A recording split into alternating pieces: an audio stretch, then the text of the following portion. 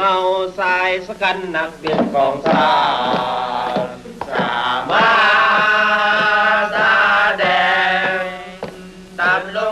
Royal Lao Air Force is an American-created byproduct of the Secret War. It's trained, equipped, and advised by Americans. And in a country where fighting spirit is hard to find, the Air Force has become an elite force. The pride of the Air Force are these fighter-bomber pilots.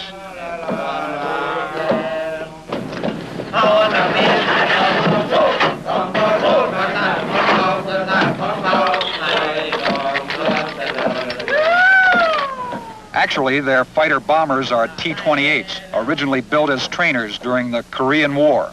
But they are rugged, easy to maintain, and carry a surprisingly large load of bombs, rockets, and napalm.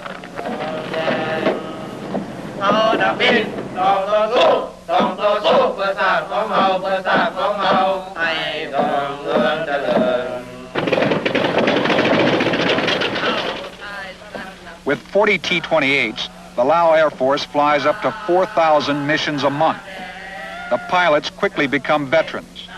They are paid about $55 a month, plus a bonus of $1.60 per combat mission. By any standard, their losses have been heavy.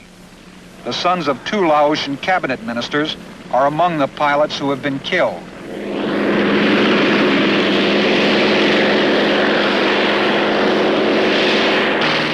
This year's enemy offensive has put new strains on the Air Force. There are more missions and more enemy anti-aircraft guns. For the pilots we flew with recently, it was the 5th mission of the day. Except for a short lunch break, they had already spent 7 hours in their... Neutral Laos has a more formal war. These young Royal Lao Air Force pilots are part of it. After a day of combat missions, many supplementing American airstrikes on communist supply routes in Laos, they relax a bit. Their pay is $12 a month. There is no flight pay, and their tour of duty is for the duration of a war that has no end in sight.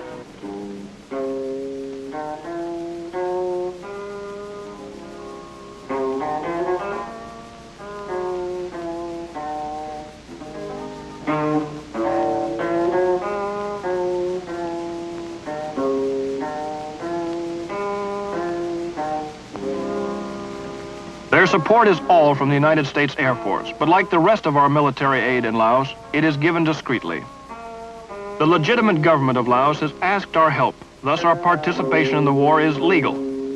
But the pretense of Laotian neutrality is the price Prime Minister Phandanouvong extracts from us in exchange for letting us help fight his war in Laos, as well as letting us use Laos to help fight our war in Vietnam.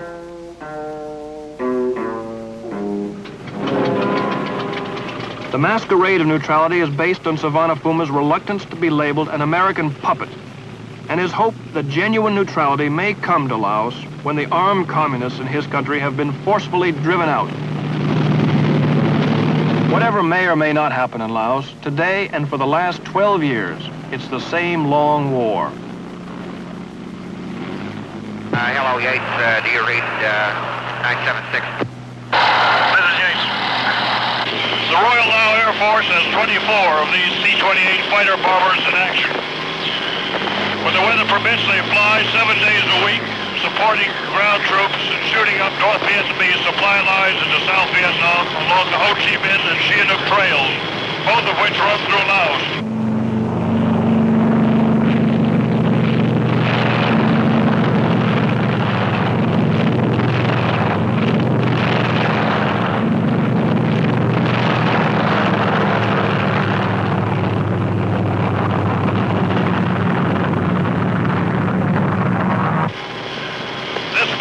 Like the war, is routine.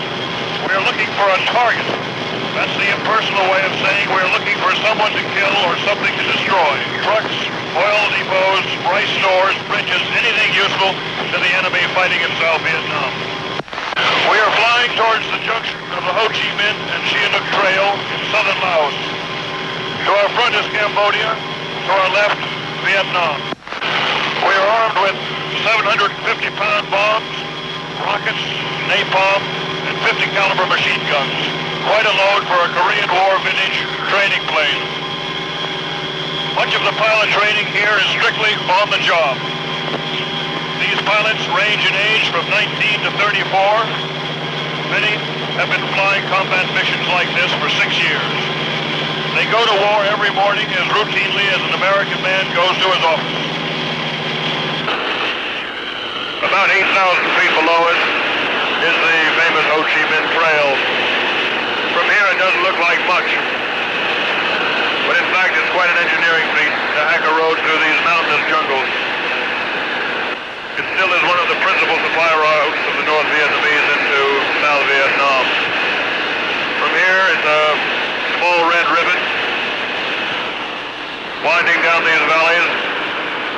The reason we're not flying lower and closer is because of anti-aircraft positions defending the road. If you look closely, you can see where the trail has been bombed. See some bomb craters. The trail has been mostly hand-built, and you can see by the enormous cuts that have been made in the face of these cliffs the tremendous amount of work that's gone on here in 2 years. The reason the foliage on each side of the trail looks brown and dead is because it's been defoliated to make the target clear for the T-28. Right on target. Right on target.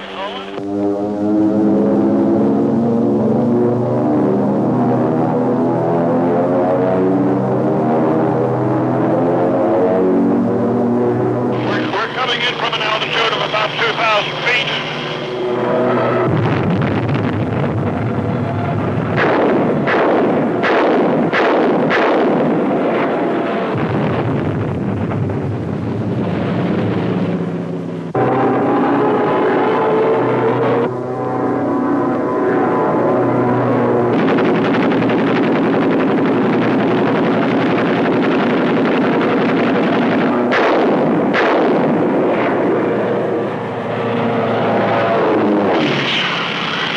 Looks like a cache of arms or some kind of munitions. You can tell by the secondary explosions and all the smoke coming up through the jungles.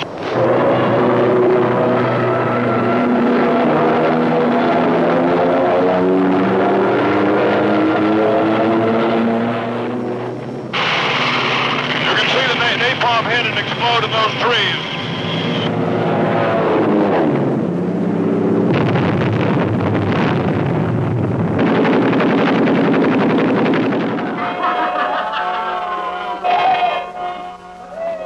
After a day's flying, there is happy hour, often a mixture of American whiskey and Lao dancing. One pilot told me the whiskey helps him forget the 12.7s. He was referring to the 12.7 millimeter heavy machine guns, which are one of the communists' favorite and most deadly anti-aircraft weapons. That thought always exists in the back of your mind. Now, you never know, of course, when somebody's going to pull in a 12.7.